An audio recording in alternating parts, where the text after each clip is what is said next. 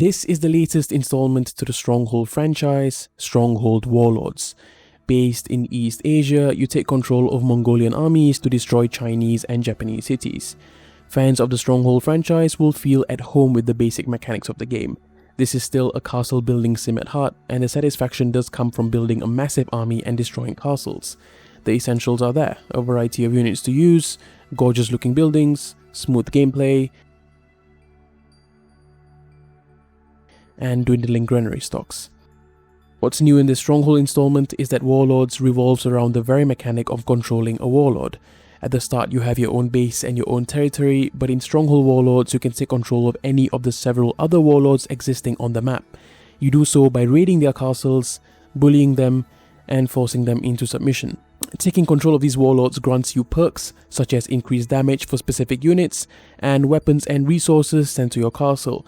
You can do all this by spending diplomacy points, which you gradually earn as time goes on.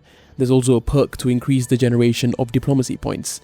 This gameplay is based on the September demo. Firefly Studios were kind enough to send me a slightly early copy of the demo to share my thoughts.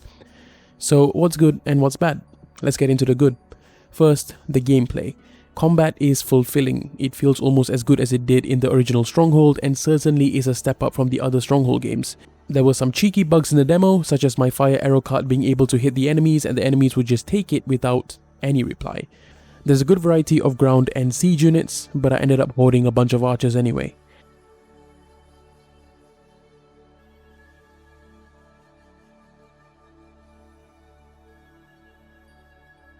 Resource gathering, castle construction, tax management, it's all there, and it's done right. It takes me back to the first Stronghold game, which is a good thing. One massive improvement from past games is the precision of placement of castle walls and buildings. You can rotate your camera and freely place whatever you want almost wherever you want. It's not nearly as restrictive as previous Stronghold titles, and it's much more satisfying. As for graphics, the bar isn't set too high for Stronghold games. That's just not the emphasis of these games. However, the game looks great. Saturation in landscapes, especially in trees and water, is not overblown, and at certain angles some of this stuff looks realistic. It's certainly a nice game to look at, and the finer details when you zoom in, like the warlord's armor or the lanterns hanging from buildings, is a big thumbs up. You can't really complain too much about the graphics here, satisfactory for an RTS. Moving on to the audio. Something the original Stronghold had was fantastic music that immersed you in that medieval age. The music in this one is pretty spot on too. You feel like you're in East Asia, and the voice acting to go with it was pretty spot on as well.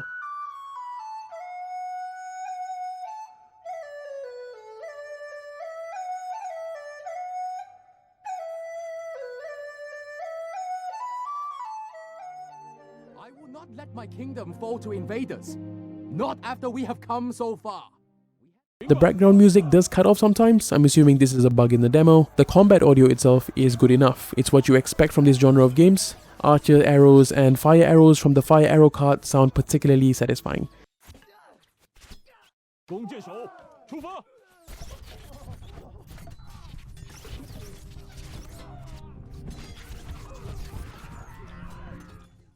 So what's wrong with the game then? Not too much, but it does repeat some of the mistakes of its past. One of those is that actually sieging a castle can be super difficult unless you have a ridiculous unit advantage over your enemy. It's understood that the final siege where you completely dominate is part of the joy, but it does make the strategy aspect feel less rewarding. Then the objectives themselves can be a bit unnecessary. In the demo you need to accumulate some stone and wood, capture 3 warlords, and finally kill off the enemy warlord. On 3 separate occasions I found myself having killed the enemy lord, but I was a little low on stone and simply had to get my warlords to send me stone and wait till I hit the required amount. So anticlimactic.